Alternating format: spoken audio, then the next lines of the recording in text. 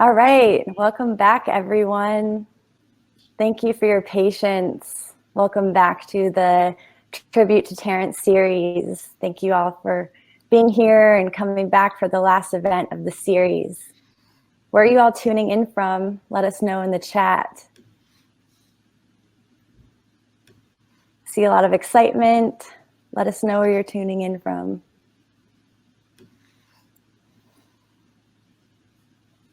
Thank you to the mycelial web that connects us all. We are so excited to bring you this gift today. Wow, we have people from Nevada and Toronto, Houston, Los Angeles, New York, Oakland. Thank you all for tuning in around the world.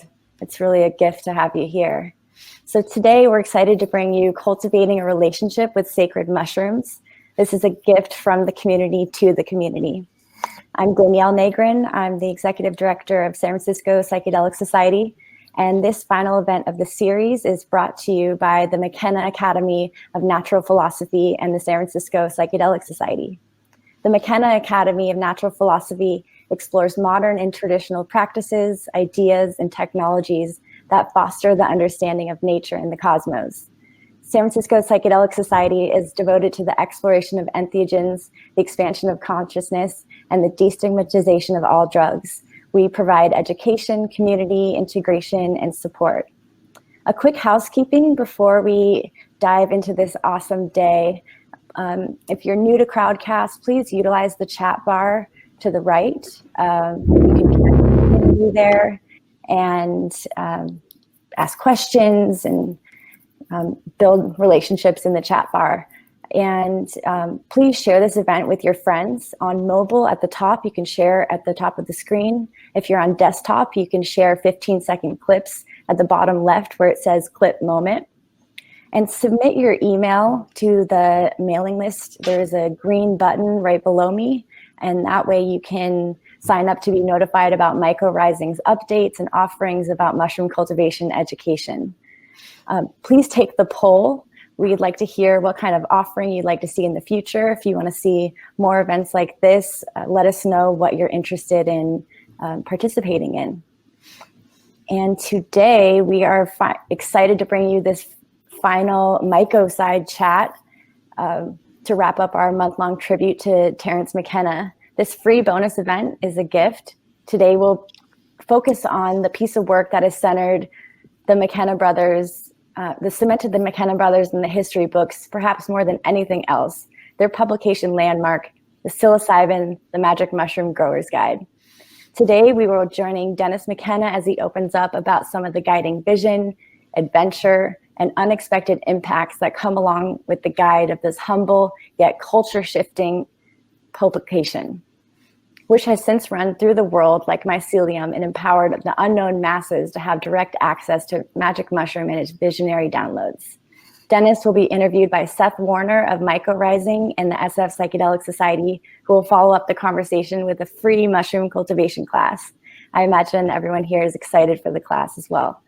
With decriminalization passing in Denver and Oakland and Santa Cruz, as well as over 100 cities taking the steps in that direction, there's a growing opportunity for people all over the world to begin developing their own relationship to these fungal teachers in the privacy of their own homes. This online class will highlight uncommon but extremely reliable method for mushroom cultivation that is the perfect fit for first-time growers from spore to harvest. Expect to learn more than just to grow mushrooms. Learn about building a sacred relationship with mushrooms, utilizing conscious cultivation as a way to more deeply receive their teachings. There will be a Q&A at the end of the talk as well as the end of the class. So be sure to ask your questions, and there's an Ask a Question tab right below me. And you can also upvote on questions that you like or that you relate to, and questions will be answered based on relevancy and votes.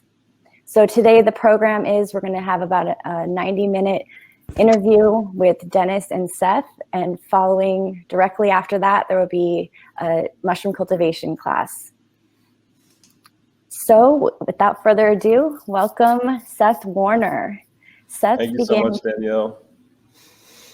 Seth began teaching about fungi in 2016 and is a lab facilitator with the Bay Area Applied Mycology at Counterculture Labs in Oakland. He later founded the Mycelial Mass Mushroom Meetup and then rebooted the San Francisco Psychedelic Society in 2017, where he's now the director of communications, which led to helping with the Decriminalized Nature Oakland initiative in 2019.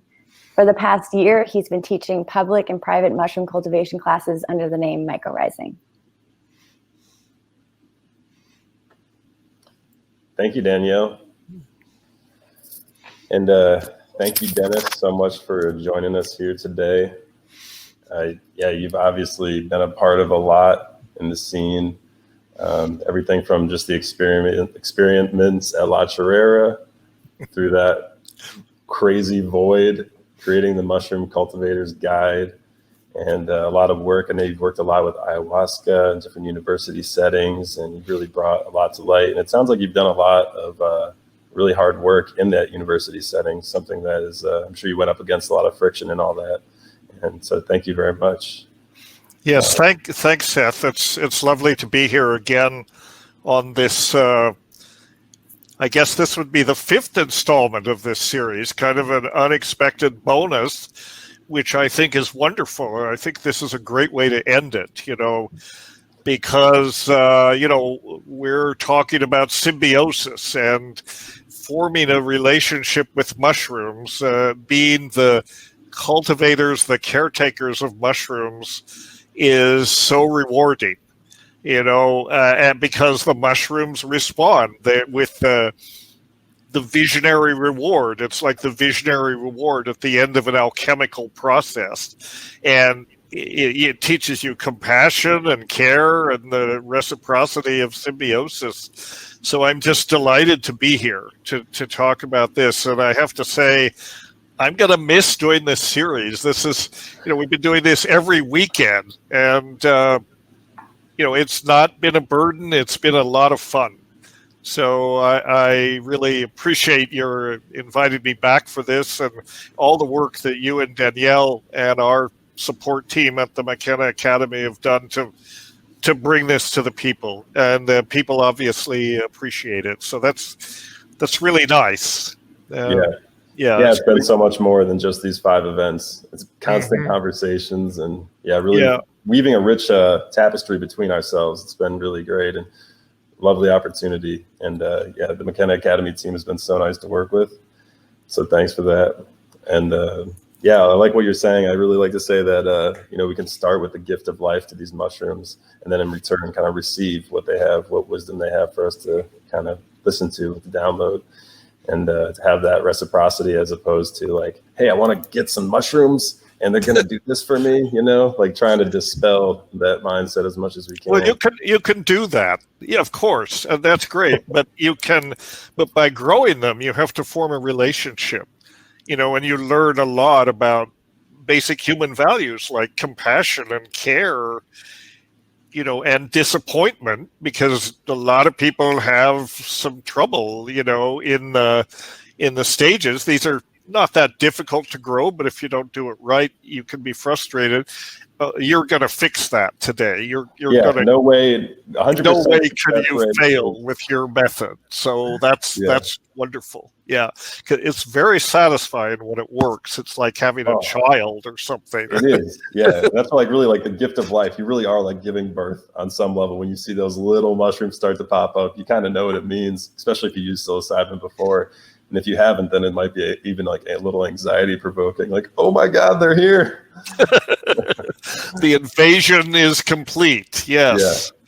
Yeah. All right. Well, I've been studying all this mycology, mushroom cultivation stuff. I wouldn't really call myself a mycologist, just like kind of obsessed, kind of a nerd.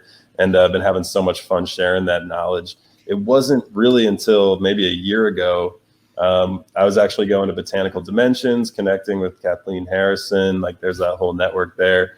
But like that's kind of when I found out that, Terence McKenna, Dennis McKenna, that you guys were a part of this root that I was so much a part of. I had no idea. I thought Terence McKenna was just kind of this philosophical, he just talks a lot. That's what he does. But when I found out that, he was good at that.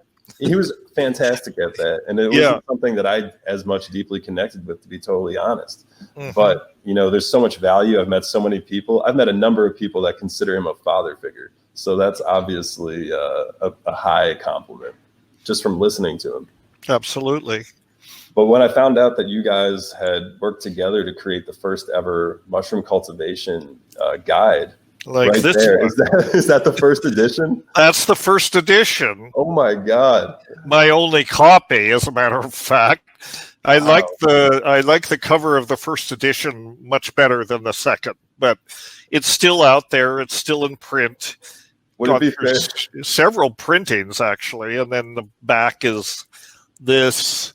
Nice. So if you ever run across the first edition, buy it because it's probably worth something. And then here, and the first edition, unlike subsequent editions, had a color insert. Full color. Huh. I don't know if you can see that very well. Maybe you pull it back a little bit. You might can't see it very well if I. There we go. If I don't show it. These photographs were made by Jeremy Bigwood, who is listed as Irenaeus the Obscure on. So this is the color insert.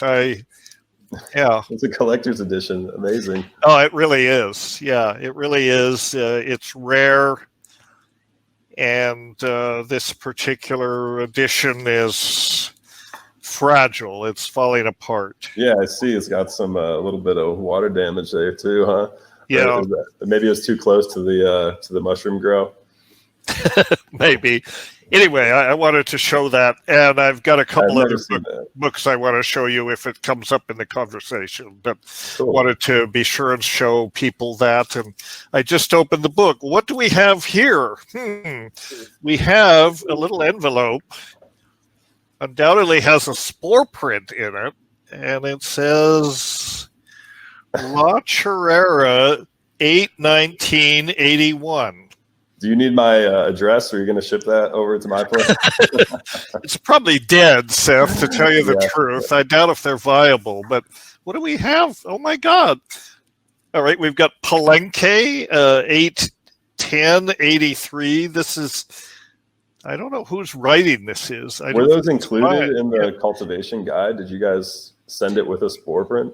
No, well, my brother and his wife had a company called Syzygy for a long time that they sold spores. And no, I just opened the book and there happened to be these. Iquitos strain, Santo Tomas, July 27th, 1983, and Ecuadorian strain 12/3/83. So, it's great to know those are out there. Yeah. Hard to say whether they're viable. Maybe I'll send them to you and you can try and you can see if they're viable. You're the man for the job. If anybody can do it, you can check it out. Well, that was a surprise. I haven't looked at this book for a long time. Glad to see this gleeful face of yours with this surprise. Yeah. Wow, what a great way to start off the interview. I mean, man, like it was just crazy to thanks for sharing that. And it's just been crazy to learn oh wow, there's such a deep root. And I think that it goes unrecognized more or less that what we know as modern mycology today is so much it goes back to the McKenna brothers. It goes back to you and Terence. And maybe, well, we'll get into how, we'll get into why. And maybe you can go ahead and set the scene, because you didn't just go into it, be like, we're going to make a guide, right? There's a bit of a lead in, and I know it revolves around the La Chorrera stuff, but yeah, feel free to. Well, yeah. So we went to La Chorrera, and everybody knows that story. We went looking for something else. We went looking. The reason we went to La Chorrera was we were looking for this obscure Witoto hallucinogen or psychedelic called ukuhe, which is made from Virola, which is one of a genus of trees in the nutmeg family, and the sap of Virolas some species are very high in tryptamines, and they're used as snuffs in different parts of the Amazon basin by different tribes, notably the Yanomami. But then we ran across this paper by Schultes about an oral preparation involving Virola, orally active preparation, and that's used by the Witoto, and not very many other tribes knew about this. So we were very obsessed with DMT at the time, and we wanted to get an orally active preparation to spend more time in that dimension or whatever that's place, because the tryptamines are very short. You can't come back from the tryptamines with a lot. They're so impactful that you can just say, oh my God, what was that? That was the most amazing thing. But as far as getting more noetic content, you can't spend enough time. Maybe some people can. So we wanted to access a more prolonged access to the DMT dimension. And we went to La Chorrera for that reason, because that was the ancestral home of Witoto. And when we got there, we got to this little mission village where about 200 hectares around the mission had been cleared. They brought in Cebu cattle, and these mushrooms were growing everywhere. It was the rainy season. It was very misty. And literally, you could not walk through the field without kicking over these clusters of carpet. I mean, we didn't do that, but they were just everywhere. And we knew what they were. We'd done our homework. We were not familiar with the effects, just minimally familiar. We'd encountered them on the way to La Chorrera, and we had one very light trip, our jumping off point for La Chorrera. We thought, gee, these are great. These are wonderful. We did not really suspect the profundity, if you want to put it that way, of the dimensions and worlds that they opened up, because, light doses can be light and recreational and giggly and quite pleasant, When we got to La Chorrera, these mushrooms were everywhere. And although we were looking for this other thing, we thought, well, we can play with these. Essentially, we had a very cavalier sort of recreational attitude. We thought, well, we can play with these until the real secret shows up. And then they quickly made very clear that they were the real secret, and they had a lot to teach us, and they proceeded to do that. And then that ended up in the experiment at La Chorrera, which people can read about. There were many crazy ideas, that came out of that, but the one practical thing was that we brought these spores back, hoping to learn to grow them. And after we left La Chorrera, and after a couple of years, we did figure it out. And then our motivation was as much to let other people access this dimension so that they could confirm that this really did open up the doorway to a very peculiar, very interesting dimension, or if not, that we were just batshit crazy and it was not something that other people, experienced. Well, yeah. As it turned out, it was the former. It does open the doors to a wondrous dimension. And so we wanted to share that. People with funny ideas love it when other people can validate them, and that was our motive. And only partly mercenary. I mean, it was more a desire to give access to this psychedelics to people with a little ingenuity who could just buy the ingredients to make it happen from the grocery store, go home and fire up the pressure cooker and do it, Yeah. Yeah, it's amazing. I want to jump into a couple of things. You just expressed a really broad set and setting. So I just wanted to ask you about a couple of things. One was, you went down to meet the Witoto people. Did you ever connect with them and get We did, actually. We did finally connect with someone who was able to give us, I think we had one sample finally, and it showed up. Didn't really connect with it until 10 years later when I went to Peru to do my graduate work. And part of the graduate work was to do a comparison of the chemistry, pharmacology of this Witoto preparation, ukuhe, with ayahuasca, because they were both orally active forms of DMT, but completely different botanical sources. And so that's what it was. And the reason I ended up working in Peru on this was that in the early part of the 20th century, the most of the Watoto, or many of them, were relocated south of the Putumayo. Forcibly relocated. They were basically enslaved to work in the rubber trade, and that whole great amount of their culture got moved to this area around Pebas, which is a town maybe a day and a half downriver from Iquitos, and then up the Rio Ampiacu, the so-called River of Poisons. There were Watoto villages up there, Watoto, Bora, and Muinani. They're very closely related culturally. And they all knew this substance as kind of as a memory, you know, having been subjected to what you might call cultural trauma. You know, their cultural integrity was severely impacted by the slavery and the rubber trade, and thousands of people were killed. And, you know, it's an American Holocaust that was never really discussed. And in these cultures, when that happens, one of the first things to go is plant knowledge, you know, and shamanic knowledge.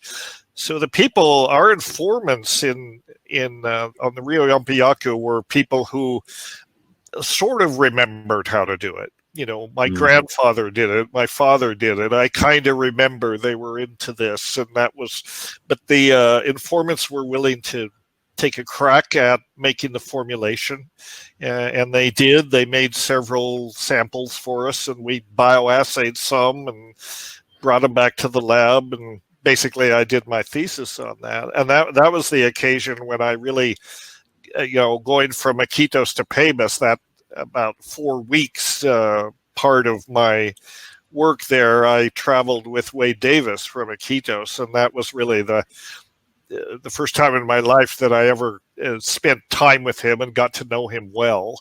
You know, I had run into him a couple times before, but he was there. So that's the thread of that story. Okay.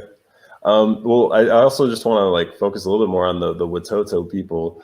Sure. What was their relationship to the Psilocybe cubensis that you'd found? I mean, you're saying it was growing everywhere and they had no connection?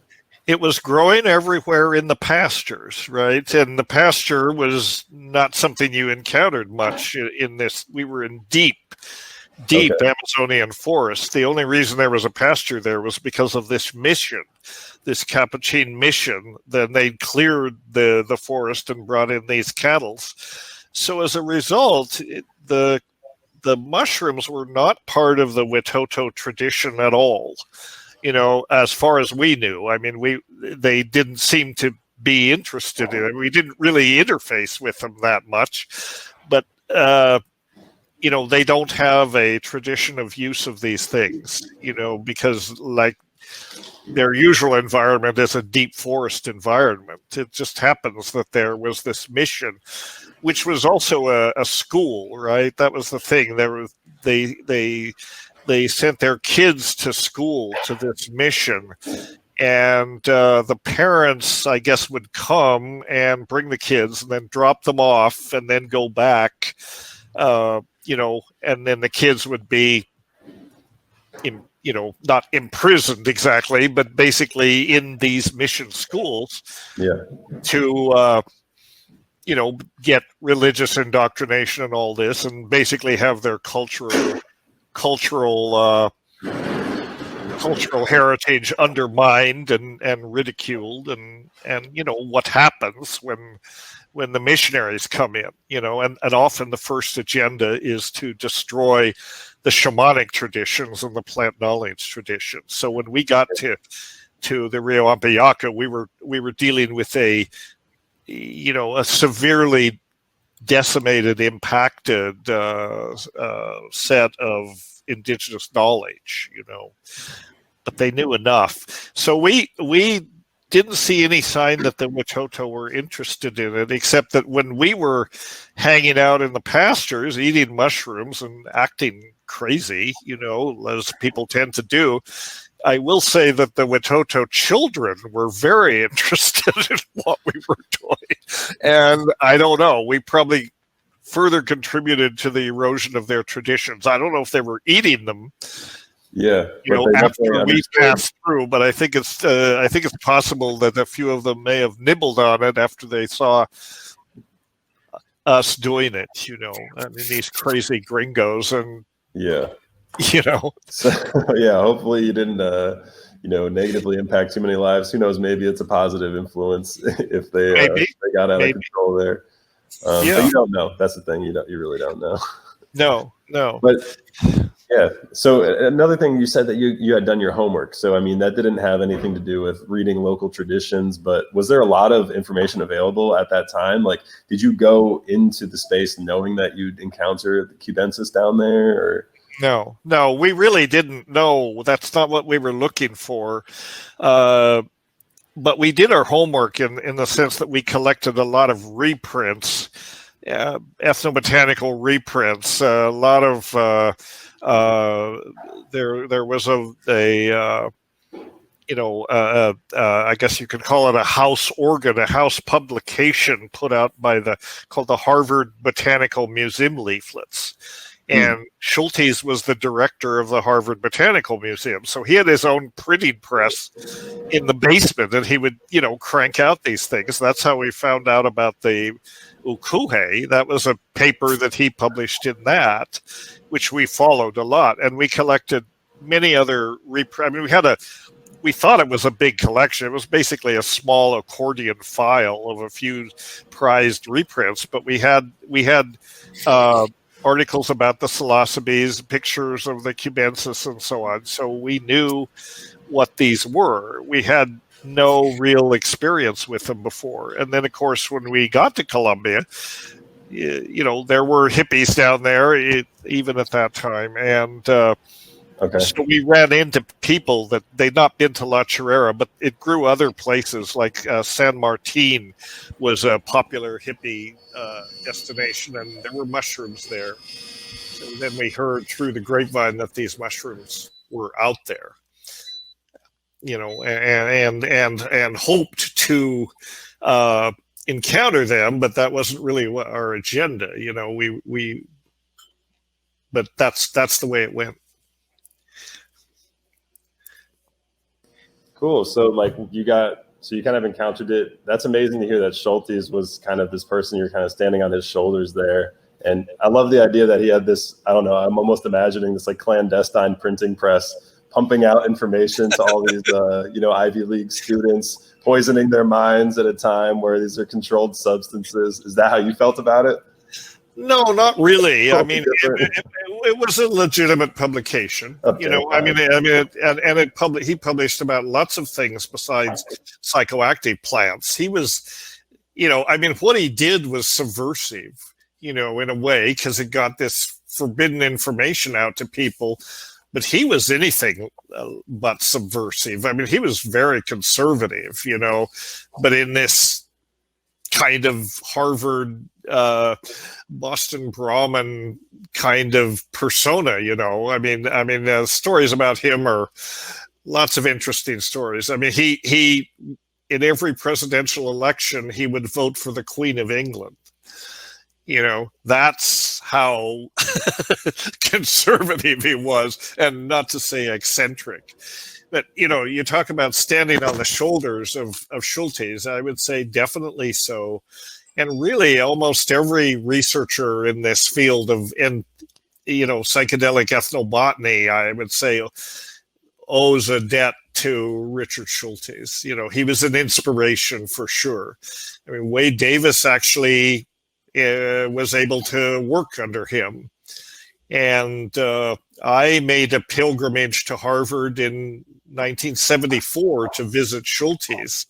And I wanted to work under him too. I wanted to get into the graduate program. And he was very receptive, very kind. I took this, back in the day in 1974, you could buy a Greyhound bus ticket, $60 for 60 days. And you could go as far as you could go, as long as you did it within 60 days. So I got on that bloody bus, And I actually left Berkeley. I went first to Louisiana, where I happened to have some friends living in Hammond, Louisiana, running a hippie leather shop. And they actually lived on a ranch or a farm, I guess, which had psilocybin mushrooms. So I went there to partake of those, and then I continued on, ended up at Harvard. And Schultes was very receptive. But in the end, I didn't get into Harvard. He was willing to have me, but the graduate committee was not convinced, shall we say. And so as it turned out, that was kind of a blessing in disguise, because I ended up going to UBC instead and working with Neil Towers, who was also well-known, not as well-known as Schultes, but he's known as a phytochemist. And so I got a whole side to my education about plant chemistry that I would not have had if I'd stayed with Schultes. So was UBC where you did some work with the mushrooms as well? Yes, initially I did work with mushrooms at UBC. I was completing my my master's degree at the University of Hawaii, and this was like 1979. And Neil was a good friend of my supervisor in Hawaii, Sandy Siegel. And Sandy was another amazing mentor. And Neil would come out to Hawaii and to visit. I think his daughter was living out there at that time. So he would come out, visit Sandy, and they used to do things together, projects together. And Sandy, being the kind of guy he was, whenever a dignitary or some important professor came into town, he would invite all the graduate students up to his house. We'd sit around, have beer and pizza and shoot the breeze, with these people. And so when Neil came to town, we did that. And in the course of the conversation, Neil said, I've had this master student, this young Asian woman working on psilocybe and looking at characterizing the pathway of biosynthesis. She was trying to look at this enzyme that removes the phosphoryl group off psilocybe and characterize that. And he said, I wish she's not getting very far with it. I wish she was getting further. And I practically leapt out of my chair and I said, well, Neil, Dr. Towers, rather. I said, Dr. Towers, trying to conceal my excitement, but I said, well, I've had an interest in these psilocybes for a long time. Maybe you would consider taking me on as a graduate student to tackle this problem.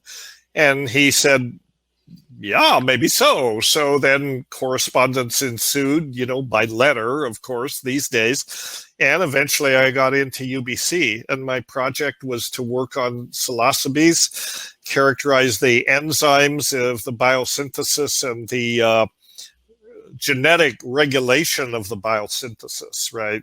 So it was the first year was devoted to that. And it was a great time because I had a growth chamber full of fruiting carpophores of Psilocybe cubensis down in the basement of the biology building. Now, of course, none of that was ever diverted to anything, heaven forbid, right? But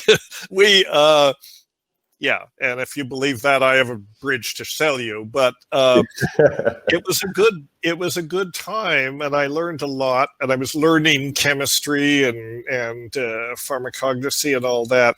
I was having a hell of a time with fungal genetics, which is just a very complicated. And I was failing fungal genetics. Let's just put it out there. I haven't done much better. Let's just. I was getting frustrated, and so after about a year, Neil said, "Well, also I'd had a bad bicycle accident a month or so after I got to UBC, which had really set me back." But Neil said, "Well, I went to it. I said I'm just not feeling like I'm on top of things." And he said, "Well, I do have some extra money in my grant. Maybe you would prefer to go to Peru for a while." that was the kind of supervisor he was. And I said, yeah, absolutely. I would like to do that. So I shifted my focus to ayahuasca and ukuhe, and the rest is history. Let's reel it in a little bit here, okay? Yeah, understand. It's a little far away. I would love to keep there's so much content. You've lived I'm not the one for the short answers. No, that's great. That's great. Well, yeah. So we kind of covered. Well, now we covered like the later part of your life, talking about where you went with like psilocybe and how that actually led to the ayahuasca studies, going to Peru.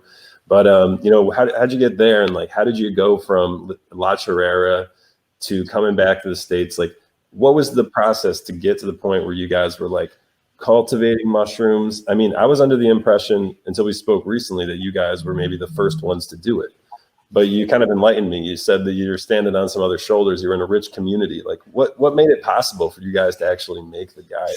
Well, yeah, I wouldn't say we were exactly standing on people's shoulders. I would say there were 2 or 3 independent people working on this same problem. One of them was Paul Stamets, and one of them was a guy named Bob Harris, and then us, and I don't know who else was working on it.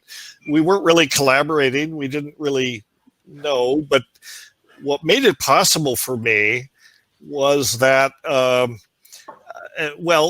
so to go back to my visit to Schultes, right, at Harvard, I came back to Colorado after that visit because Schultes had said, if you want to join my program, you need to get more taxonomy and you need to get more chemistry.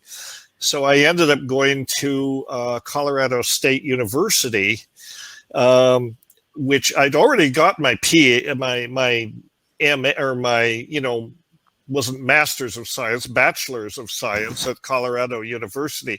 But I went back to get these additional courses. And as it turned out, my best friend from high school happened to be running the greenhouse at Colorado State University in the plant science department. So I had access to a tissue culture lab and all the equipment. And then I ran across this paper in Mycologia by a guy named James and San Antonio, I believe it was. And I can double check that. Have you ever reached out to him before? I never reached out to him. I just read his paper, and it was basically this simple method for growing mushrooms on a substrate of sterilized rye.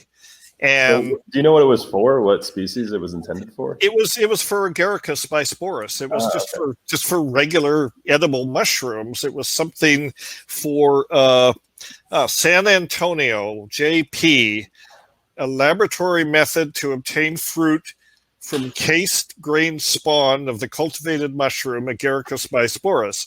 Mycologia, volume 63, page 16, and followed 1971. So that, and it's in the book. So I thought, well, this looks pretty simple, and I had access to the autoclaves and everything. So I just thought, well, let's give it a try, and we did. We grew the mushrooms on that, and it worked. Man, you make it sound so easy. You're like, yeah, we just like read this paper, made it happen. We had a lab. Like you had all the pieces aligned. I had all the access to what I needed, and it was pretty easy. I mean, shocking. Yeah. Only later did I learn that sometimes there are problems, but we got lucky. We got lucky, and a couple.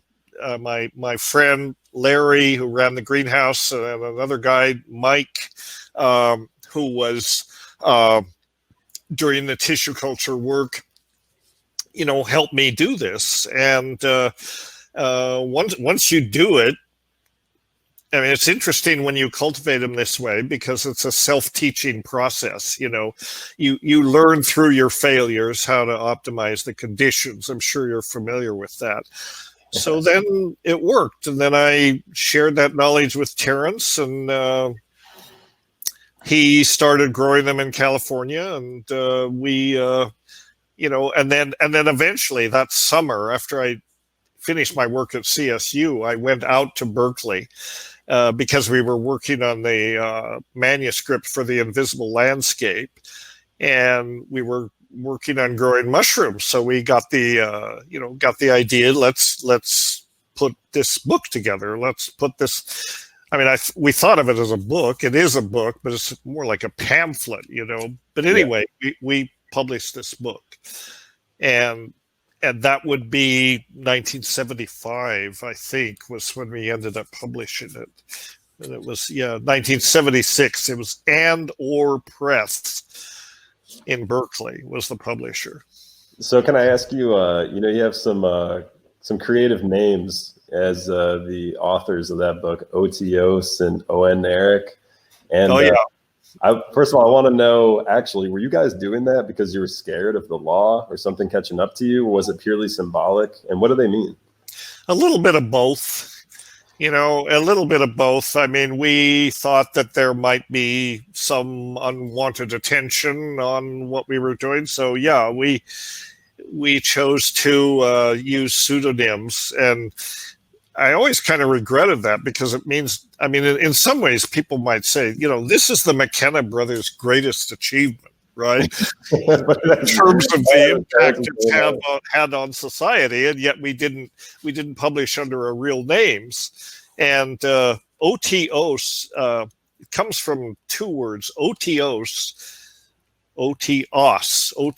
but it comes from the word otios, which means far away or far removed or unconnected.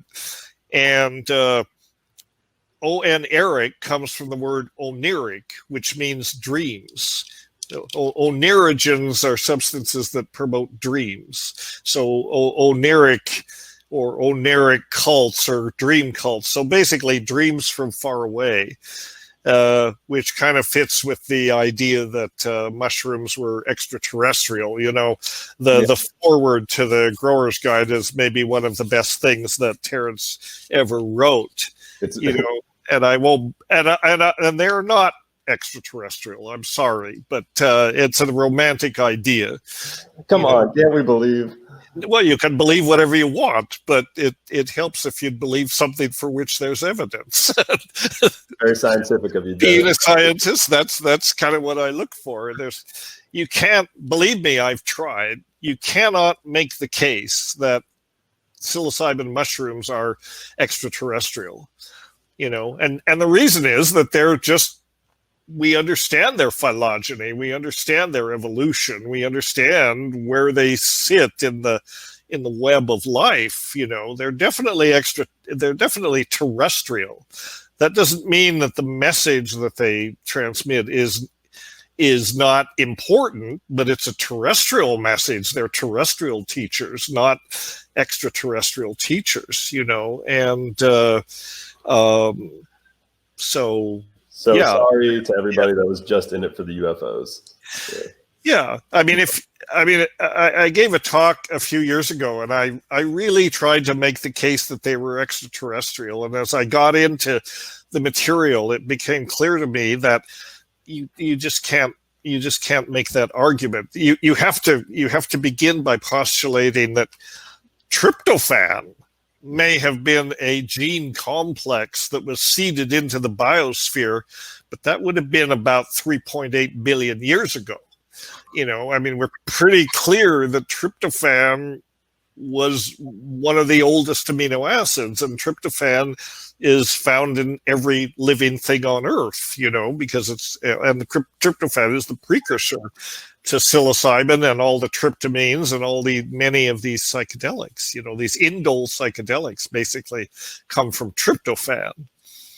Well, I think you've kind of touched on, I just want to bring this up, something that seems, in this tribute to Terence, also, it ends up being a tribute to the McKenna brothers. There does seem to be something of a divergent sibling rivalry between you two, where it seems like you've gone so much for the science, the hard evidence and all that, where Terence was the opposite. He was going way off into the deep end, out into interdimensional spaces, bringing back crazy ideas and inspiring people.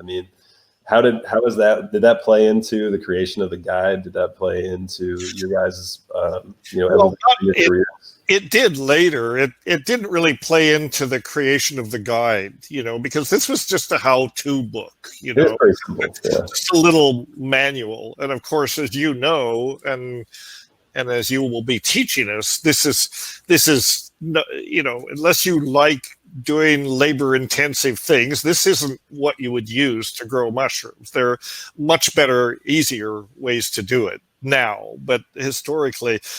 And I wouldn't call it a sibling rivalry. Later when we were writing The Invisible Landscape and other things, I mean, right, Terence was out there. He was the philosopher. He didn't really need to tie a lot of what he said to facts or to scientific consensus or anything like that. That he didn't really feel like he had to justify what he was saying scientifically.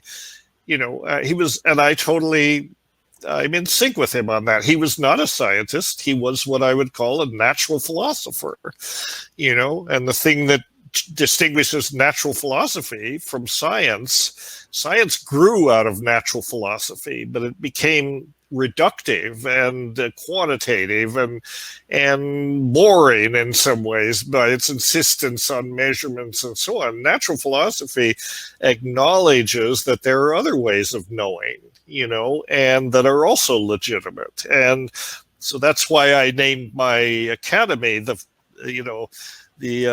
Academy of Natural Philosophy rather than Natural Science. But my attraction to science,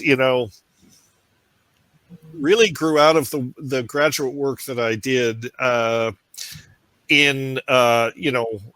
ayahuasca and so on, or really maybe earlier than that. After we went to La Chorrera and had these crazy experiences, I wanted to get my feet on the ground. Terence was utterly convinced that we had succeeded and that sooner or later the stone, the transcendental object at the end of time, or whatever the hell it was going to show up. And he was convinced for years that the experiment had succeeded. I was not so convinced. And on the personal level, I was like, I'm just going to step back from all this craziness for a while. I want to get my feet on the ground. I went back to CU and finished my education, but I switched my studies from, I was studying basically comparative religions at that time and that sort of thing. But I continued to study anthropology, but I added in botany and chemistry and these various things, trying to create a program in ethnopharmacology. I mean, there was no formal program in that, but I was trying to cobble together different courses, to develop that. So in some ways, science was something real I could cling to, and still keep my hand in it, but also keep a hand in consensus reality. Yeah. When Terence was ready to chuck science out the window, and I mean, we had conversations. He says science can never explain what happened to us there. And my response was, well, don't be so sure. Don't throw the baby out with the bathwater. Mm-hmm. In the first place, we're not scientists. So who are you to say? We thought we were scientists at the time, but we were deluded. Right. Even the term "the experiment at La Chorrera," it's very I mean, and so one of the conclusions I sort of came to as a result of these conversations, which I told Terence, you can't dismiss science until you know how to do science. And then you understand how it works. So I'm going to go learn how to do science. And that's what led me into that more scientific track. But knowing the phenomenology of the psychedelic experience and then, the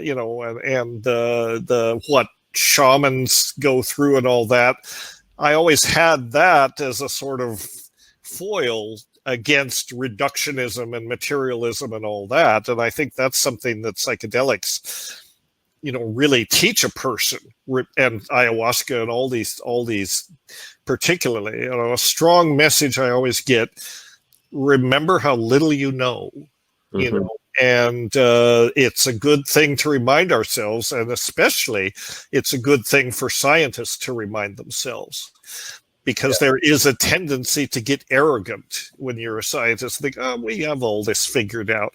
No, you have almost nothing figured out. That's my message, Yeah.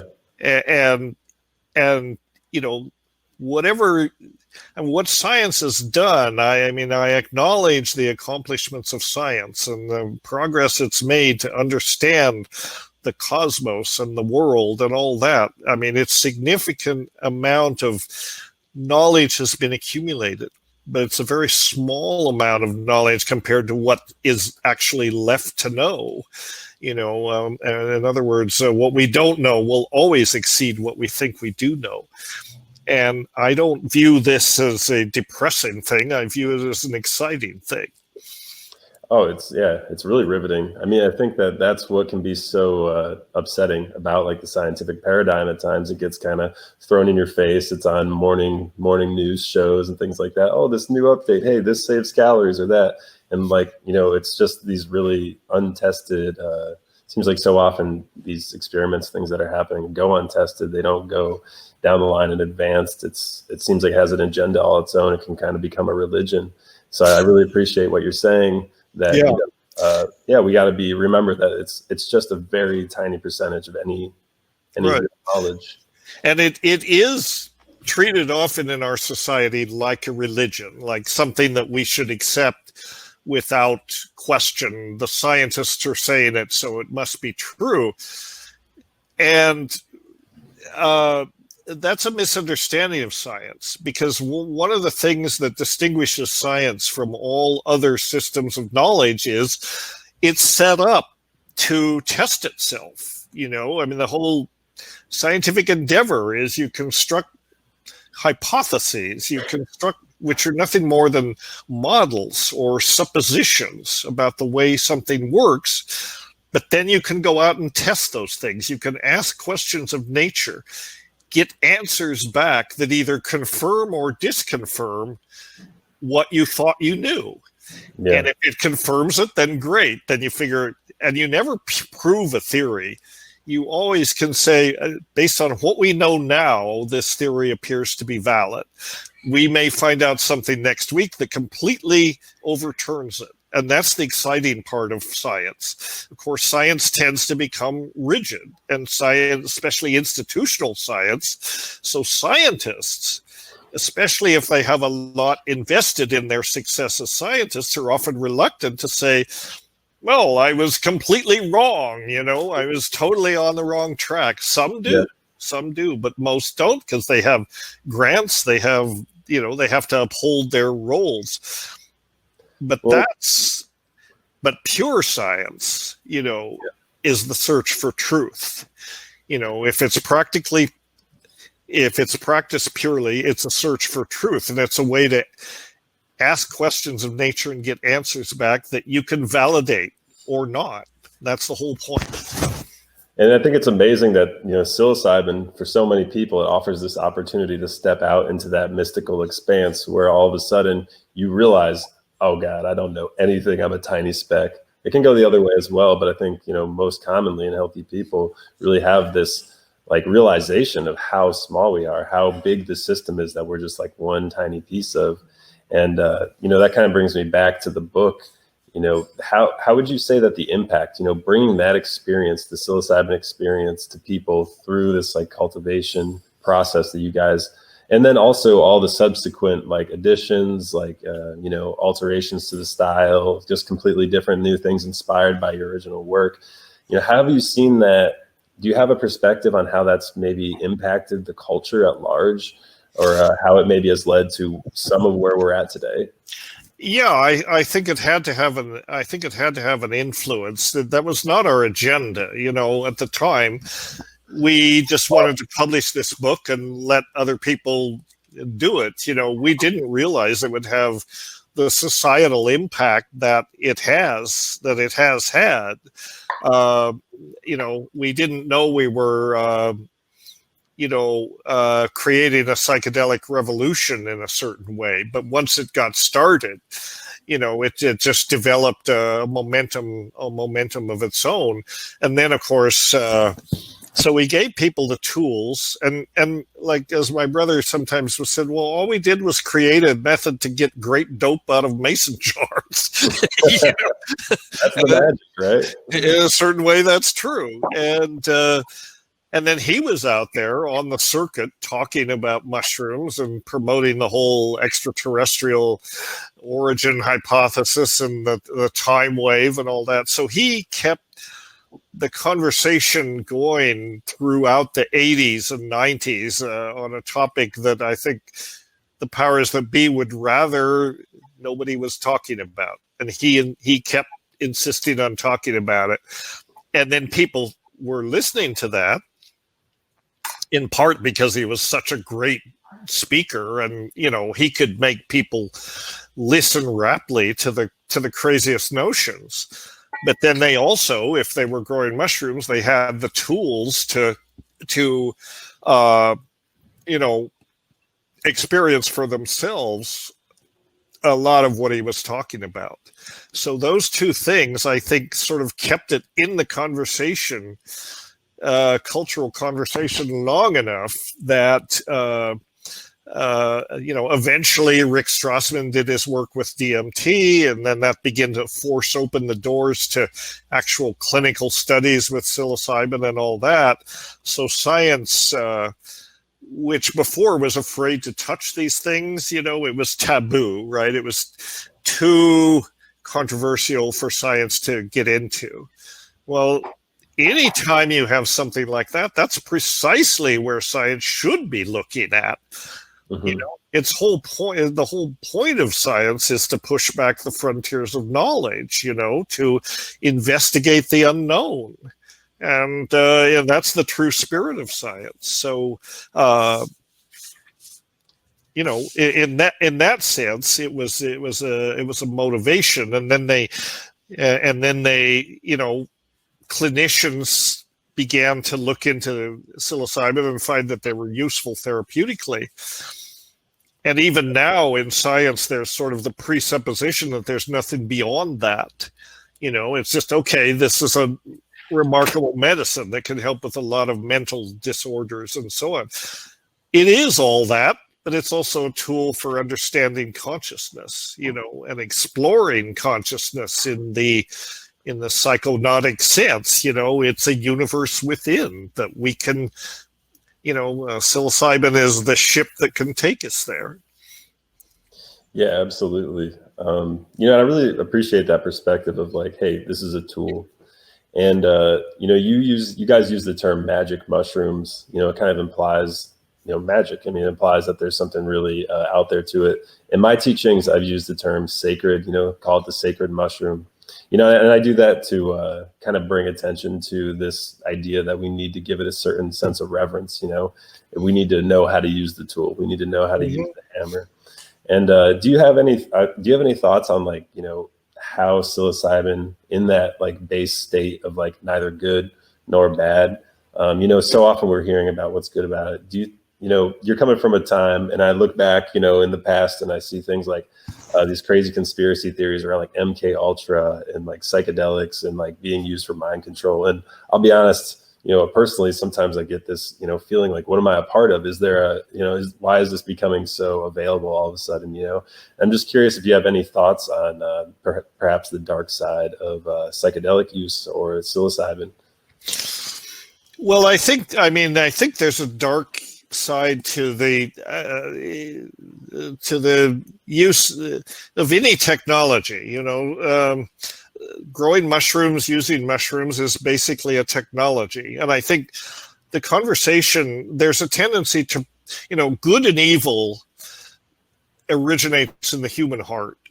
Good and evil is a reflection of human behavior. There are many, and in the drug conversation particularly, but also many conversations about other potentially impactful technologies like AI, like genetic engineering, like even atomic energy and these kinds of things. There's a tendency to say these things are evil.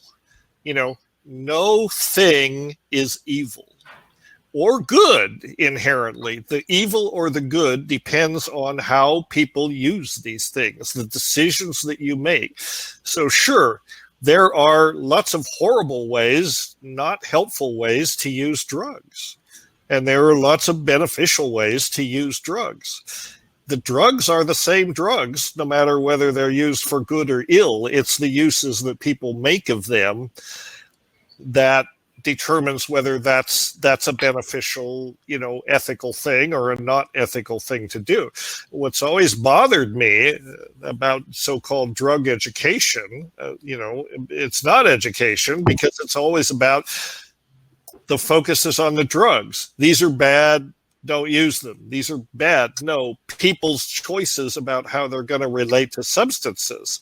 So what we have to foster, I think, again, like the work that you're doing, what we have to foster in drug education, where formerly the message has always been, don't use drugs. Drugs are bad. Well, that's like telling young people, don't have sex. It springs from a deep part of the human spirit. People are going to do these things. We have an inherent impulse to experience altered states. It's just built into us. It's a function of our complex or hypertrophied brains that we like drugs.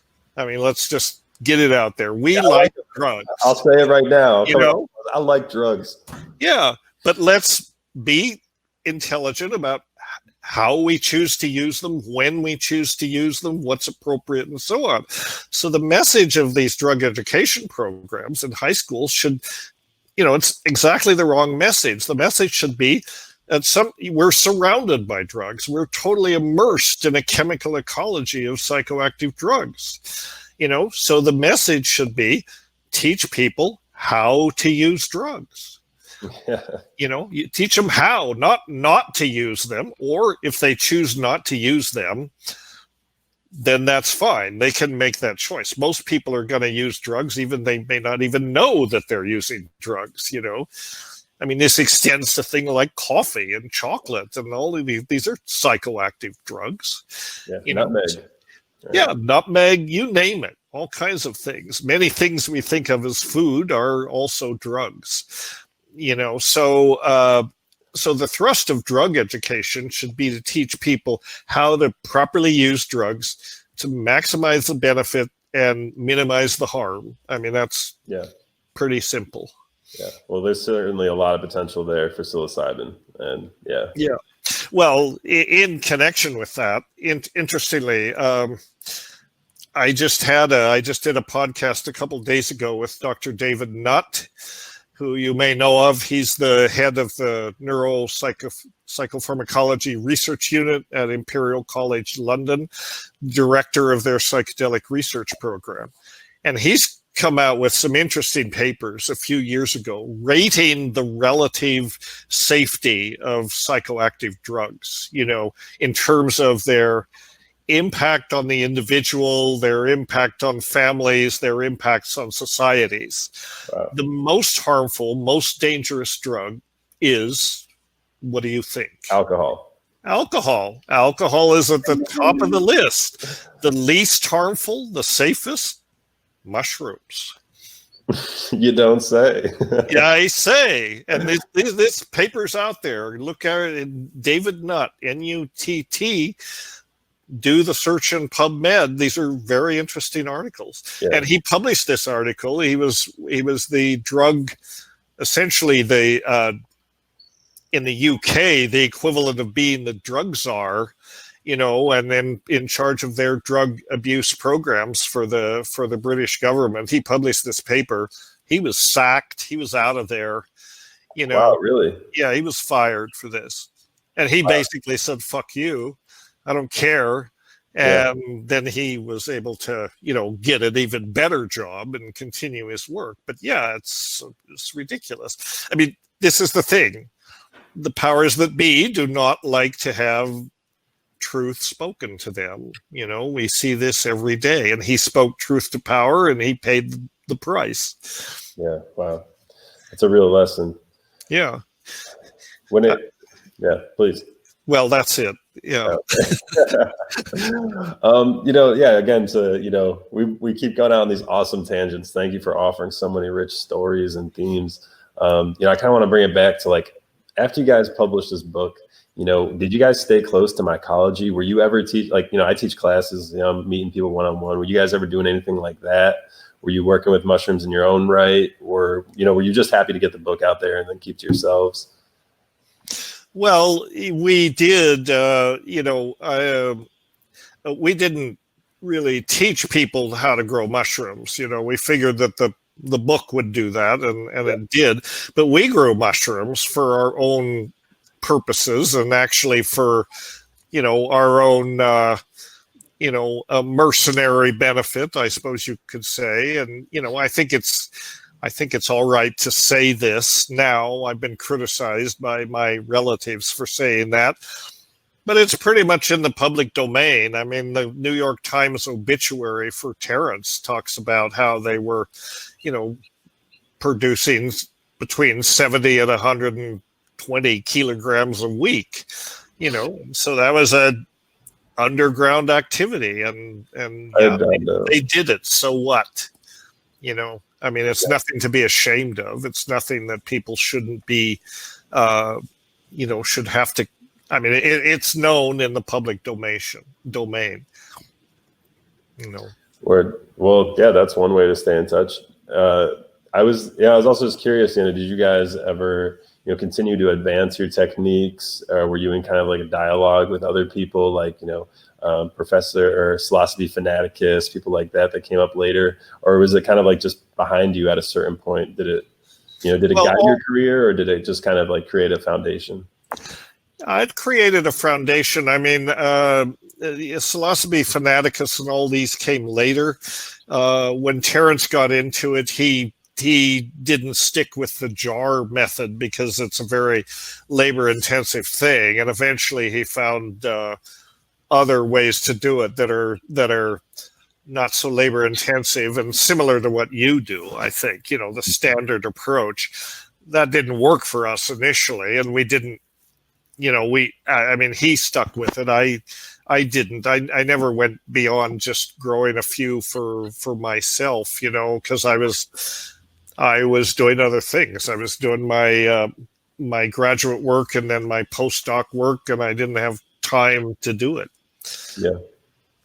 Cool. So, well, we're getting kind of close to the end of our time here. We're going to jump in to do some Q&A, but I have like just a couple more quick questions. Maybe they're quick, maybe they're not. But was there ever a big surprise to you, whether it was like a singular moment or some sort of impact that you had on other people, totally kind of unannounced to yourself? Something like that comes to mind about, how this book influenced culture or an individual? Well, I don't know if there was a eureka moment or an aha moment, but looking back, from the perspective of almost 40 years now, from the time we went to La Chorrera, then we published the book, and now here we are. I look back and I am kind of surprised at the impact it's had on society. I mean, Terence famously said once, he said, what we're involved with is a symbiotic relationship with something that has disguised itself as an alien invasion so as not to alarm us, right? And I think there's some truth to that. I mean, it's not an alien invasion, it's a terrestrial invasion. But it's a terrestrial invasion of our culture, our cultural content, our cultural consciousness or mindset by a messenger from Gaia. And that's how I think these mushrooms are. They are teachers. People learn from them. And I think the impact on society was that we published this little book, which any relatively intelligent 10th grade, 11th grade nerd with a little patience and ingenuity could figure out. It's a perfect science fair project, right? people in that, and I think many people of that age, they did many science fair projects, either privately, they were just hobbyists, or they actually did science fair projects and took them to, science fairs. Terence and I used to do projects for science fairs. We never did anything like this, but we did interesting things at science fairs. They were great. And, I think, I can imagine many conversations in suburban homes throughout America, about their bright, young, adolescent kids. What's Johnny doing in the basement down there? I don't know, some project about growing mushrooms. I don't know. Well, isn't that sweet? That's the way it happened. Yeah. Wow. Okay. Thanks. Well, I don't have many other questions to ask. I'm sure I could come up with a bunch of stuff, but the invasion a lot of great topics. There wasn't a shot fired, and they've taken over, and they have changed the cultural conversation. At least in the West, they've really been a catalyst, I think, to change people's attitude towards psychedelics in general and mushrooms in particular. Yeah, if you're looking at them as a catalyst, and I think about this a lot. If psilocybin's a catalyst, what's it catalyzing? It definitely gives people a perspective of like, wow. Like I'm connected to the earth. Like I see the earth all of a sudden more so. And do you have a thought on like kind of what that leads to? Like what's the next step? Like what's the next step? How do we see this unfolding? Well, as I say often in my talks, both for mushrooms and ayahuasca and these other things, they are messengers from Gaia, and they're the message is wake up. Wake up, you monkeys, because you're wrecking this place. So it's a catalyst to wake up and become conscious of that. And then the corollary of that, or the next step is, okay, wise up, right? Now you woke up to the fact that we're wrecking this place, and it's happening because we've lost our connection to nature. And our mind, particularly in the West, our mindset has been poisoned with the notion that nature exists to serve us, that we own it, that it's just there, for us to exploit and decimate and rape, essentially. And that's what we've been doing for way too long. And now we're seeing the consequences of that. And now nature is beginning to fight back. And it's like, these plant messengers, fungal teachers, if you will, is one way for Gaia, which I do equate to the kind of the sentience of the sentient community of species in the biosphere, are trying to send the monkeys a message to wake up. And that message is not getting, and reassess our relationship to nature and change it. It seems that the message is not getting out fast enough. It's not getting out to enough people. So we're headed toward major ecological collapse within the next couple of decades, and that may be the outside. So nature has now given us another gift, which is the coronavirus. And I really think it fits into the context of that. It's like, okay, you're not listening to the plant teachers, so we're just going to make you, send something that causes this out of control, technological, consumerist, polluting culture to slow down, maybe not shut down completely, because that would be a disaster, but slow down. Give people an opportunity to step back and reflect on that and think about what changes do we need to make if we're lucky enough to get through this. Then how is that going to change society? There'll be long-term changes we hope so. We hope that a message like this can find its way through society, and a lot of people will listen, and a lot of people with influence will listen. Because it has to change. It's not sustainable the way it is. Yes. And so the changes that we make now could avert much worse disasters downstream. I mean, we know, for example, I think from COVID, we know, I think it'd be safe to think that it looks like a lot of the 21st century is going to be about these pandemics, and the next one could be much worse, and it's not hard to imagine how that would play out. I mean, the COVID virus is, as bad as it is, it's relatively benign, and the internet still works. The economy has gone in the tank, but basically on the surface, people are, the next one may be much worse. I mean, if you get a virus like Ebola, for example, that's maybe transmitted through aerosols, then we've got real problems. Very real. And the impact will be huge. And the mechanisms that keep us informed, like the internet, those things are going to go down. And then, so we won't be able to know what's happening, and things can just go off track in a very serious way if something like that happens. And I don't want to be the alarmist, but sometimes you have to be realistic about that. There's still time. We can shift our consciousness, and that's what these things. That's what the catalysis. That's what these are catalysts for, is to help us shift our perspective. That's why psychedelics are useful therapeutically, and socially, and culturally, and biologically. They let you step out of your reference frame, look at it from a different perspective, and say, well, what needs to change here in order to shift this situation? Man, thank you so much. It's with heaviness in my heart, but that alarm is going off. It's been going off for me for years, and it's what really got me to decide to live my life as an experiment, to try new things, to dedicate time. And I think that, anybody can do that as long as they're, well, I shouldn't say, it's always so easy, right? A lot of us have these different tethers, but the work that you've done is amazing in the sense that you've allowed, you kind of set the foundation for like hundreds of thousands, maybe millions of people to access, probably millions of people at least, so like psilocybin. And to at least have the opportunity to hear that message once, maybe again and again, maybe enough to change their life.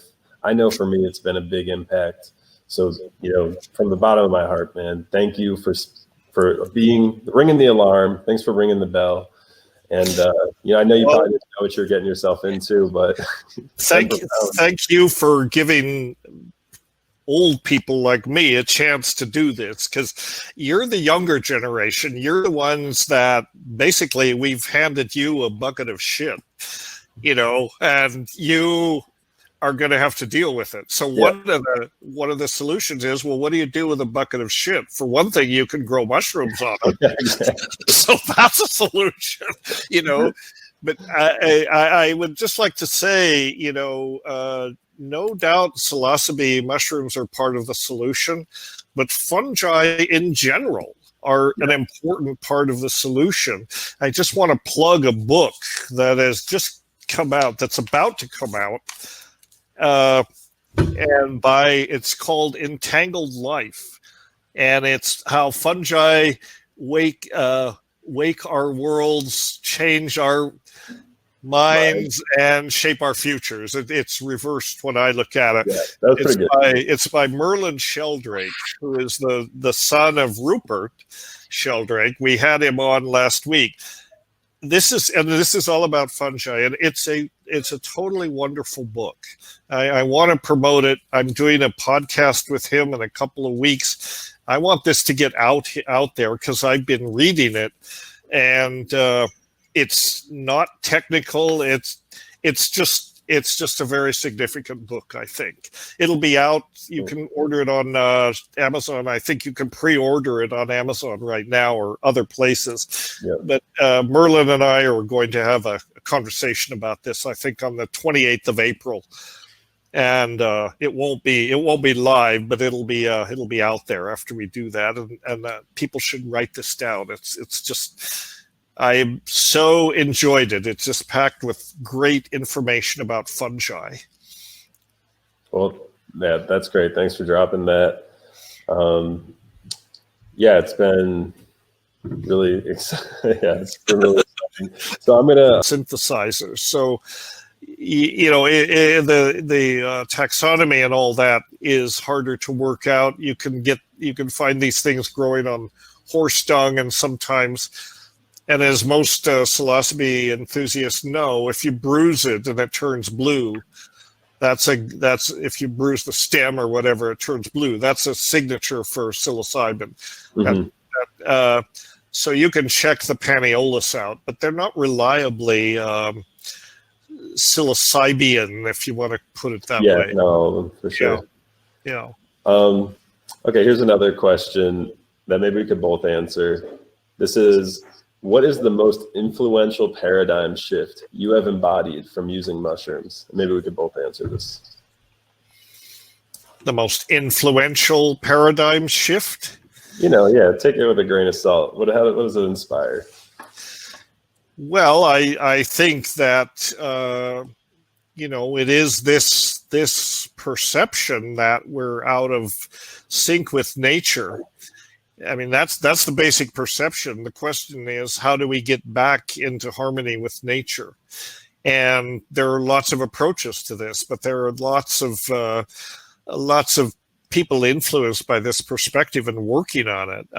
But something that persistently bothers me is, how do you do this when you've got 7.5 billion people crawling all over the planet and consuming the resources and so on? So, we're in this situation where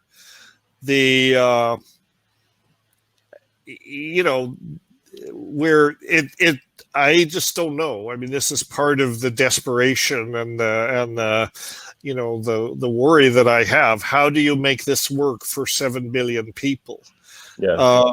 I don't know the answer, but I think part of the answer is that we have to shift from sort of a global perspective to actually a local perspective, more community-oriented perspective. That's another place where growing mushrooms can really be important in that.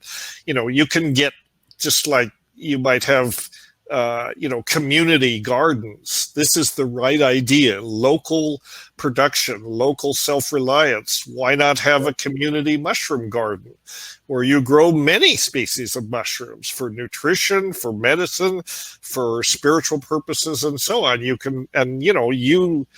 You're already doing this. You're developing a myco-oriented community of people that are just totally committed to this. So you're a change maker. You're an important guy, and you're showing a path forward. I think we need to refocus from the global thing. And again, coronavirus has done us a favor in that sense, in that people are not traveling now. The airline industry is basically shut down. The hospital, and the tourism, we can't just thoughtlessly, flit all over the world. It has a big carbon impact.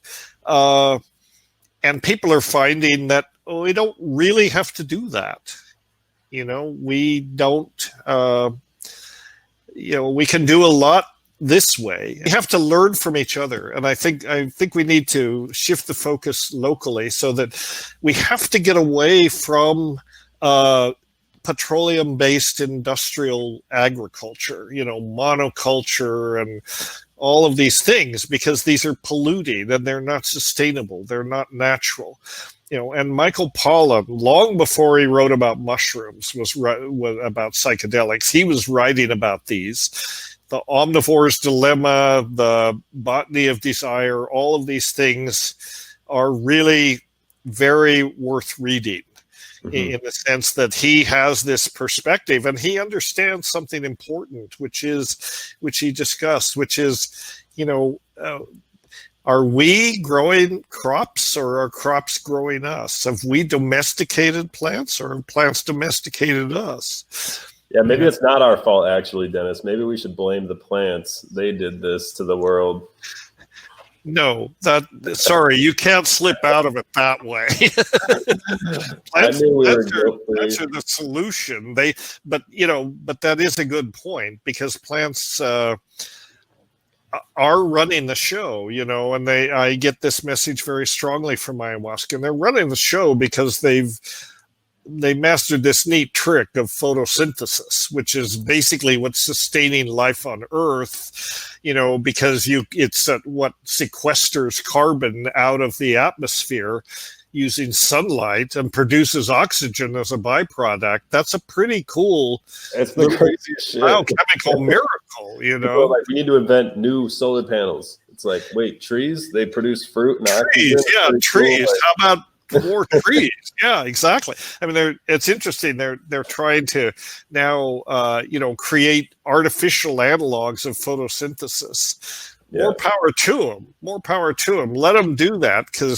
But the fact is, a solution is, number one, stop burning down the rainforest, which is releasing all this sequestered carbon back into the atmosphere, as well as decimating the existing forest, which is sequestering more carbon. So that's, you don't have to be a genius to think, well, how about if we put the fires out? Let's stop there, or start there, and then see what we can do. So emphasize emphasize sustainable agriculture, permaculture, and all that. If you look at the Amazon as an example, the Amazon people think of it as a trackless wilderness, and the reason there were few people in there, when the Spanish got there. Fact is, the Amazon supported between 10 and 30 million people sustainably before the Europeans got there. And it was a permaculture-based culture that worked. They had cities. They actually had cities in the Amazon. Did you read America Before, the new? Absolutely. I was just going to mention everybody should read that book. Read all three of them, but his is the latest. And yeah, it's amazing. I mean, his question is, the evidence is pretty strong that there was an older civilization before this cometary impact that basically fragmented everything. Cometary impact is not up to dispute. This happened. The geological, the scientific, planetology people agree. There was a huge comet that impacted the Earth about 12,800 years ago. And there were civilizations that existed before that, and probably they may have originated from the Amazon. It's a mind-blowing book, and it will change your whole perspective about human history and how ancient things really are. I know Graham very well. I'm hoping to do a series of seminars with him actually in the near future. We've talked about doing a retreat, but we can't do retreats, so we're going to do something virtual with him. And so, yeah. Awesome. Yeah, he's a fantastic writer. He's really inspired me. Just my thoughts. He's been present a lot. Yeah. So just to wrap up this question, I also just you did a great job really touching on this question, which was an influential paradigm shift you've embodied from using mushrooms. You're 40 some odd years into it, so like that was a great global perspective. And I would love to just touch on like my experience really quick, like being back in college. I remember having like a really low dose mushroom journey. Maybe it was about 2 grams, and it was by myself, and I was experienced like this agony of really just like, I was just kind of like, I thought it was going to be fun. I thought it was going to help me write this paper for school. It was going to help me be more creative. And right. Immense agony. It was just breaking in through the walls. And I really had to look at what the hell is going on. And I just kind of had this deep realization, like I've been in boxes for some odd like 18 years of my life, like preschool, first grade, this thing, every single day. I get weekends and summers off. That's my free time. But just to see how regulated I was going to work, going to these different things. And that's where I got to snap into that bigger perspective. Like I've only been a student of man. I haven't been a student of nature in any way. I want to go out there and learn so much more. I want to see how people are trying to solve this problem.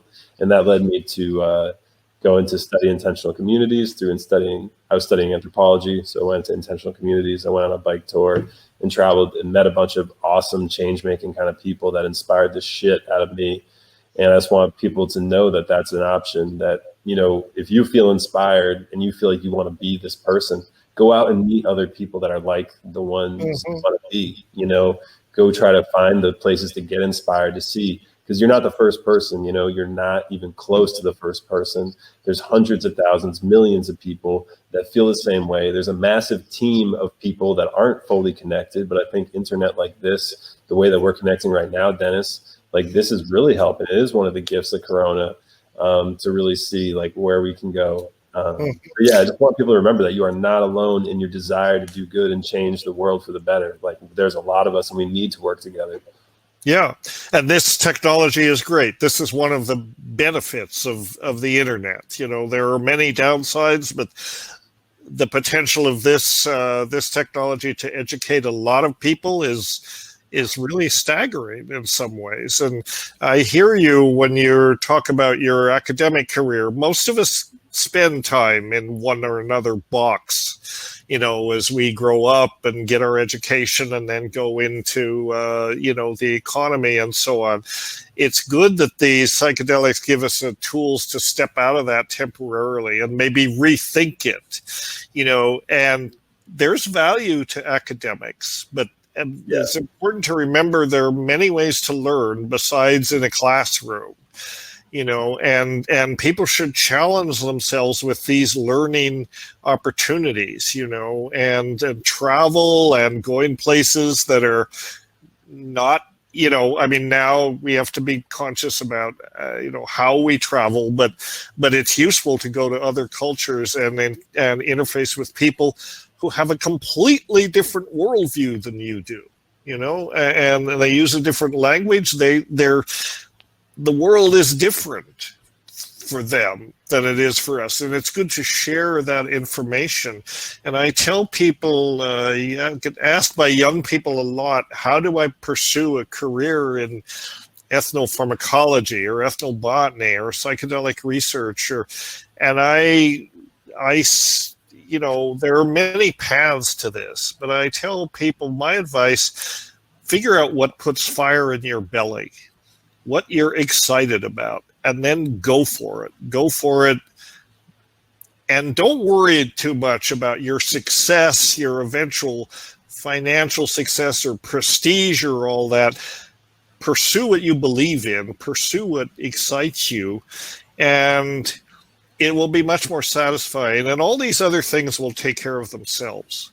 You know, I mean, if you pursue it like that, like I never engaged in my career because I thought I would be successful. You know, that was not my goal. My goal was to look into things that I thought were interesting, you know, and it's worked so far. Thanks for sharing that. Pretty technical difficulties. Yeah. So anyway, that's the thing. People should just they should, you know, intuition is a good guide, you know, and most people have an intuition about what they should be doing. A lot of times they end up in situations where there's a lot of cognitive dissonance. Maybe they go to medical school and they're not enjoying medical school. And it was like, well, my parents wanted me to do this. I didn't want to become a doctor, you know. Well, step out of it, rethink it, you know. Or you may say, I discovered medicine. It's the greatest thing that ever happened to me. But we have to empower ourselves to trust ourselves, basically, as we construct this story for ourselves. You know, you're creating a life, you're creating your story, and you have to trust yourself that and then check in with the psychedelics periodically so you can get a reality check. You can say, well, am I on the right track, or maybe need to change direction? They're good for that. They're useful for that. Yeah, there's almost like a tragic irony that you wouldn't think that psychedelics are a good way to get a reality check, right? Like that's just not the common knowledge. That's not the common perspective. Well, it's true. It wouldn't be what your intuition is, but reality is a malleable thing. Reality is not what it's cracked up to be. You know, we should remember that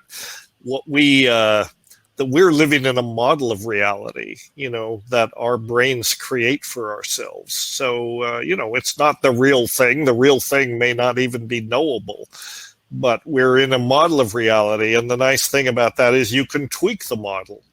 You know, you can step outside the model temporarily and say, well, need to make these changes, which may just be it may be a behavioral change or a dietary change or whatever, or it may just be integrating the perspective that you have that the mushrooms temporarily give you. This idea that we are inside a model reality and there's something outside of that.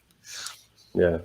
Well, I really appreciate you like touching on that, because that's definitely something that also inspired my paradigm shift. Was that, you know, when I studied anthropology, I realized that, whoa, like magic exists for some people. You know, these things that we consider superstition or whatever, you know, they have varying degrees of reality based on the social agreements. And I just realized that story is so much of the core of what we're really good at. We're really good at creating stories, believing stories, creating meaning out of relatively unmeaningful things. And I just want to bring it back to this book that I've really loved this book called Braiding Sweetgrass. Have you ever heard of that?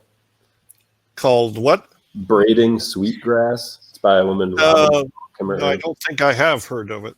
Well, she in one part of it, you know, they talk about, you know, it talks a lot about ecological restoration. And they also have this term restoration. And I just think that that's like a really beautiful way, because I think a consciousness shift is as much a shift in how the stories that we tell, the stories that we live by. So restoration and restoration. Yeah. And this is why, I mean, we live inside a reality that we construct, you know, that our brains put together so we can make sense of the world, you know, and a lot of what the brain does, it filters things out, you know, and so that it can construct a coherent model that we can navigate in. But then that reality exists within a larger cultural reality, and a larger biological reality, and a larger historical reality, you know. So I love the perspectives that Wade Davis brings to this, because he talks about the ethnosphere, you know, and the ethnosphere is the layer of cultures and peoples that you know, envelop the world. So it's like the hydrosphere, the atmosphere, the lithosphere. It's part of the composition of the biosphere. And he talks about how you know, there are 7,000 languages spoken in the world. The vast majority of them are only spoken now by a few people who are old, who are dying. It's important to try to preserve that language and that not, because every language represents a different worldview. Their reality is different than our reality, just because we speak a different language. And these indigenous language is an incredible treasure that we have to, I mean, ideally, we have to preserve the societies, but if that's not possible, and a lot of them are already gone, but it's important to try and preserve the societies, the cultural perspective. So the stories that they tell in these languages it's a different reality, and yet it's part of the human experience. So that's a very important thing, I think. And, you know, good for Wade that he articulates this. He's another guy, obviously, that people should read his stuff. I mean, he writes beautifully about this, and you know, he's another very influential person, and, you know, has a good heart and good mind. And he's written 22 books, so there's plenty to choose from. You know, one of the major ones I I think, is One River, which is his story about the Amazon and Schultes and so on. And One River was a important book. He's got another one out, just about to come out, called Magdalena, The River of Dreams.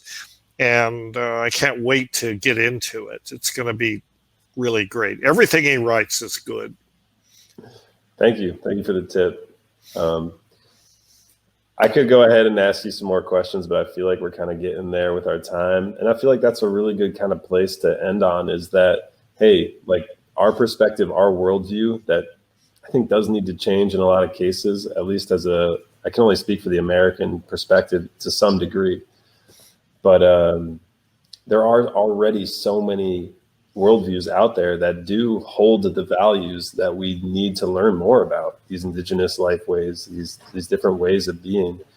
And that I hope that we can continue to more deeply embrace those cultures, those traditions, whether or not we need to call it permaculture, or whether or not we need to call it, and really bring indigenous ways. We just need solutions soon. So Right.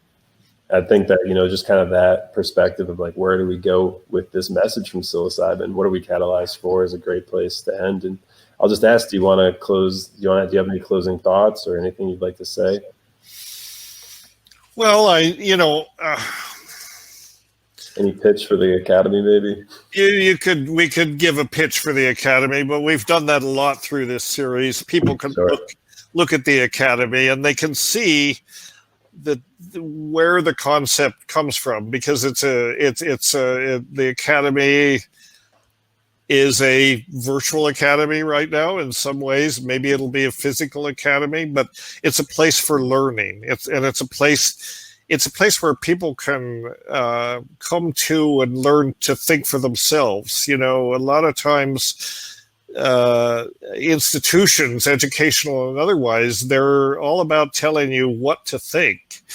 The Academy is a place where you can get involved with and learn how to think, and it's becoming a lost art. It's becoming a lost skill, because there are so many influences that are happy to say, oh, we have the answer here, just come follow us. Whatever religion or philosophy or whatever you're pushing, we have all the answers. You don't have to think, just turn your mind off, and then, come follow, come join whatever we're pitching. That's the exact opposite of what you should be doing. Turn your mind on, open your mind to other ways of knowing. And that's why these cross-cultural experiences and these other cultures are so important, because there's real knowledge here.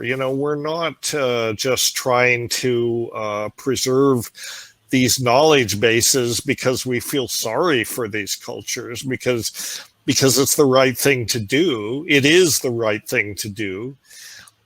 But it's important to remember they know stuff that we don't know, and it's because they have this different knowledge base, this different worldview, and we can learn a lot from them.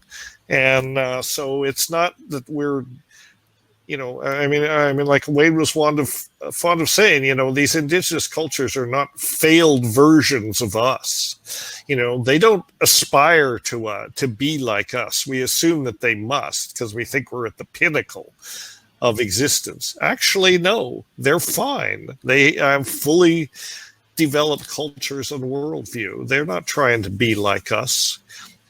Maybe we should be trying to be more like them. Yeah, man. Yeah. Okay. Thank you so much, Dennis. Thank you. I look forward to talking to you again. And I'm sure everybody is super grateful. So, thank everybody. I wish I could stick around for the mushroom class, but I got to get back. I'm buried in stuff all the time. So I'll wish you all well. A lot of good things. Yeah. Get out there and grow those mushrooms. All right. Thank you so much, Dennis. Okay. And I'll be kicking you off then, and I'll be transitioning the rest of us. Thanks, man. It's been such a pleasure. It's been really fun. Pleasure from this end, too. Thanks, Seth. Awesome. You're doing a good thing. Thanks. I'm going to keep that sound bite. You're doing a good thing, Seth. Yeah. Dennis said so. All right. Much love. Love to you.